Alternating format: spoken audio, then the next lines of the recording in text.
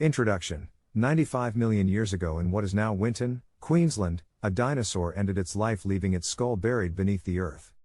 Little could it have imagined that 95 million years later its skull would be discovered by a team of dedicated archaeologists and paleontologists. The skull is that of a Diamantinosaurus matildae, nicknamed Ann, and is only the fourth specimen of this species ever discovered. Welcome to the incredible journey into the past that this remarkable discovery allows us to undertake. The skull of a Diamantinosaurus matildae, nicknamed Ann, is the first nearly complete sauropod skull ever found in Australia. The skull was discovered in Winton, Queensland, after a concerted excavation effort led by Dr. Stephen Sauropod of Curtin University and supported volunteers and citizen scientists at the Australian Age of Dinosaurs Museum of Natural History. The rarity of finding a sauropod skull is apparent, as Dr. Sauropod comments. It was really amazing to be able to find a skull at all. They're quite rare, and even more so to get so much of one that had been preserved. Sauropods had small skulls relative to their body size, with delicate skull bones, making them a target for predators and scavengers.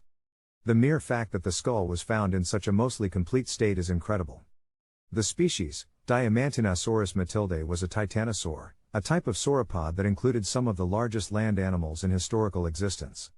Their heads were rounded, with some divergence from the clean square shape of other sauropod species. This divergence allows us to conclude that this site was a generalist browser, feeding from many different sources rather than just grazing close to the ground.